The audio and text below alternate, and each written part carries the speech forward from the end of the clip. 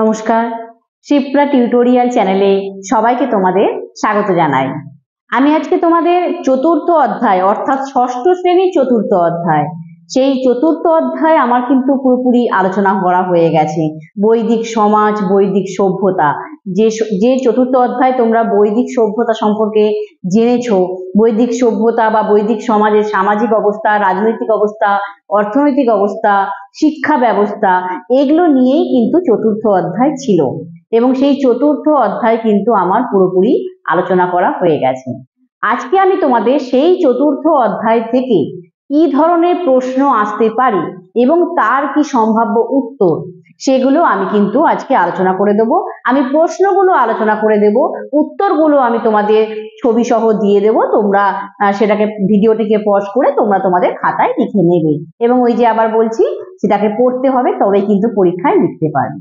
তো আমি আজকে ষষ্ঠ শ্রেণীর চতুর্থ অধ্যায় সম্ভাব্য প্রশ্নগুলো পরপর আমি আলোচনা করে দেব।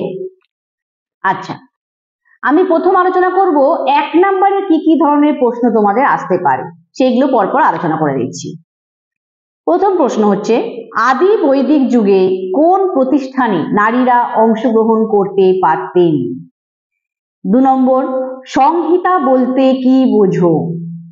3 নম্বর কোশ্চেন, পরবর্তী বৈদিক যুগে বসতি মূলত কোন অঞ্চলকে কেন্দ্র করে গড়ে উঠেছিল? বৈদিক রাজনীতিতে রাজার ভূমিকা কি ছিল? পরের প্রশ্ন, বৈদিক অর্থনীতি থেকে কোন কোন পেশার কথা জানতে পারা যায়? পরের প্রশ্ন, চতুর্বর্ণ প্রথা কি?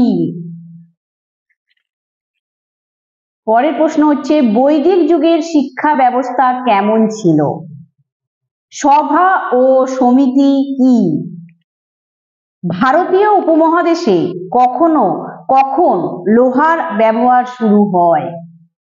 পরের প্রশ্ন আমার, বীজ শব্দের অর্থ কি? আদি বৈদিক মানুষের বাসস্থান কোথায় ছিল? এই কয়েকটি প্রশ্ন আমি তোমাদের 1 নম্বরের জন্য দিয়ে দিলাম। তোমরা এর উত্তরগুলো খাতায় লেখা আছে, আমি বললাম ছবি সহ দিয়ে দেবো, তোমরা খাতায় লিখে নিও। এবার আমি আলোচনা করব পরের প্রশ্ন, সেগুলো হচ্ছে 2 নম্বরে কি ধরনের প্রশ্ন তোমাদের আসতে পারে। সেগুলি হলো, প্রথম প্রশ্ন, চিত্রিত ধূসর মাটির পাত্রে 2টি বৈশিষ্ট্য লেখো। 2টি লিখবে, 2 নম্বরের জন্য 2টি লিখো। নেক্সট প্রশ্ন, বেদের আরেক নাম শ্রুতি কেন? খুব একটা গুরুত্বপূর্ণ প্রশ্ন, বেদের আরেক নাম শ্রুতি কেন? এবারে আমি বলছি যে 4-5টি বাক্যে উত্তর লেখো যেগুলো আছে, সেগুলো তোমাদের প্রশ্নগুলো কেমন আসতে পারে, মানে প্রশ্ন নাম্বার 3 নম্বরে কেমন প্রশ্ন আসতে পারে সেগুলো আলোচনা করে দিচ্ছি। 1 নম্বর হচ্ছে, টিকা হিসাবে আসতে পারে তোমাদের চতুরাশ্রম প্রথা কি, সেটা তোমাদের টিকা হিসাবে আসতে পারে, বা এরকমও লিখে দিতে পারে, বৈদিক সমাজে চতুরাশ্রম প্রথা সম্পর্কে যা জানো লিখো। সেটি 3 নম্বরের প্রশ্ন আসতে পারে। পরের প্রশ্ন হচ্ছে, মেগালিথ কি? এটাও টিকা হিসাবে আসতে পারে, মেগালিথ কি বা মেগালিথ বলতে কি বোঝো, এই প্রশ্ন হিসাবেও কিন্তু আসতে পারে, যার মান 3 নাম্বার।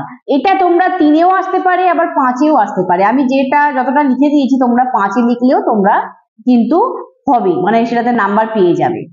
আচ্ছা, পরের প্রশ্ন হচ্ছে 8-10টি বাক্যে প্রশ্নের উত্তর লেখো, মানে এটা কিন্তু 5 মার্কের 5 নাম্বারের যে প্রশ্ন, সেই প্রশ্নটি কি হতে পারে?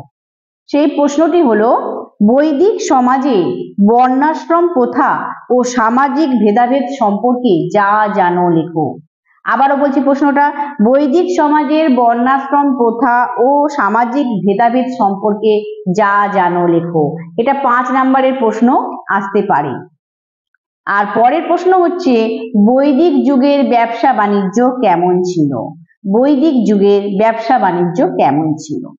এই কয়েকটি প্রশ্ন তোমাদের ষষ্ঠ শ্রেণী চতুর্থ অধ্যায় থেকে তোমাদের আমি দিয়ে দিলাম সম্ভাব্য প্রশ্ন, এবং এর উত্তরগুলো আমি তোমাদের বললাম ছবি দিয়ে দেবো, তোমরা লিখে নিও।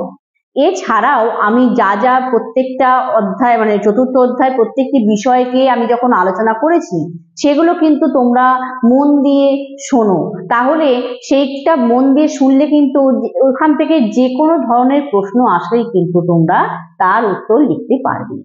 আশা করি তোমাদের আমি বোঝাতে পারলাম কি ধরনের প্রশ্ন আসতে পারে।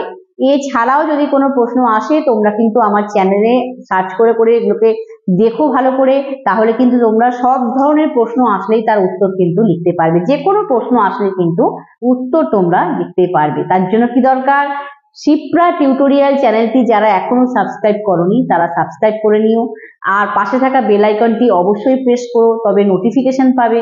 আর যারা চ্যানেলটি সাবস্ক্রাইব করে রয়েছো বা যারা আমার চ্যানেলটা রেগুলার দেখছো তাদেরকে বলবো আমি, তারা যেন আমার প্রত্যেকটি ভিডিও ষষ্ঠ শ্রেণী চতুর্থ অধ্যায় যে বিষয়বস্তুগুলো আছে সেগুলো কিন্তু মন দিয়ে তোমরা দেখো এবং সেগুলো থেকে প্রশ্ন উত্তর যা আসবে তাহলে তোমরা লিখতে পারবে। এইখানে আমি এই বিষয়ের আলোচনা শেষ করছি। নমস্কার।